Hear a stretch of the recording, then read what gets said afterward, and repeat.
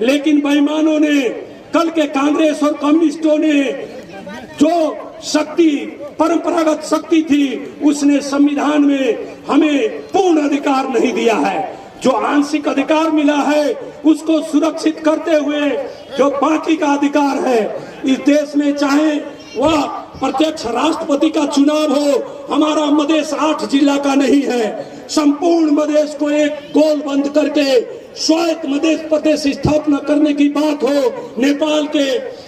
एक सार्वभौम सत्ता के भीतर हमें स्वायत्त मधेश प्रदेश का, मेची से महाकाली तक का एक मधेश प्रदेश स्थापित करने का अवस्था हो, या अधिकार संपन्न मधेश प्रदेश सरकार बनाने की अवस्था हो, उसके लिए हम लोग संघर्षरत हैं। और अभी का जो चुनाव है, इसके बाद में संविधान संशोधन की बात आएगी। उस वक्त में उस संविधान संशोधन में महान मधेश जन विद्रोह से स्थापित जो भी मुद्दा है, जो महान मधेसी जनता का आकांक्षा है, यहाँ के दलितों का, यहाँ का महिलाओं का, मुस्लिमों का, थारुओं का, पिछड़ा वर्गों का, इन लोगों का जो आकांक्षा है, उस आकांक्षा को आने वाला संविधान में संशोधन करके मुखरित करने के लिए, अधिकार को लिपिबद्ध करने के लिए, अधिकार को सुरक्षित करने के लिए यह चुनाव होने जा रही है। मैं डॉक्टर साहब को बहुत बहुत धन्यवाद दूंगा। यह वही ऐतिहासिक दिन है जो अंतरिम संविधान चला करके मधेश का लोहा मनवाया गया था। हम मधेश में आंदोलन करके काठमांडू को हमारे विरुद्ध में होने वाले षड्यंत्र के लिए घुटने टिकाने का दिन है। आपको और इस भेग का संपूर्ण जनता को मैं बधाई और शुभकामनाएं देना चाहूंगा कि सौभाग्य से, संयोग से माघ 2 गते का दिन पड़ा है। जैसे हम लोगों ने हमारे माननीय राष्ट्रीय अध्यक्ष जी के नेतृत्व में जो मुद्दा हम लोगों ने संविधान को जलाकर अंतरिम संविधान को उठाया था, फिर से उस संविधान में संशोधन करके पूर्ण अधिकार प्राप्ति की ओर जाना है।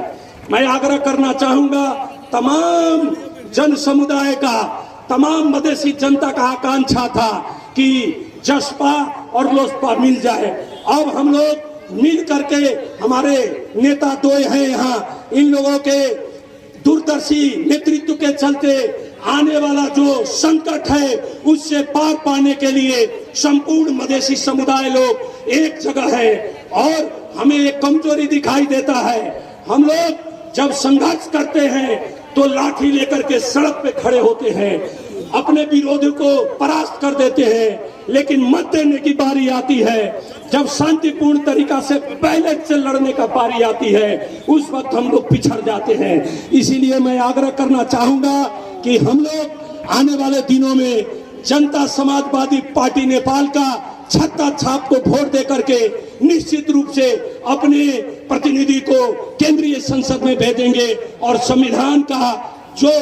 रक्षा करने का और संविधान को अधिकार संपन्न बनाने का जो कार्य होगा उसके लिए आपका योगदान होगा, इस क्षेत्र का जनता का योगदान होगा। हमारे डॉक्टर साहब को मैं फिर से धन्यवाद देना चाहूंगा कि मुझे यहाँ बुलाए, और मैं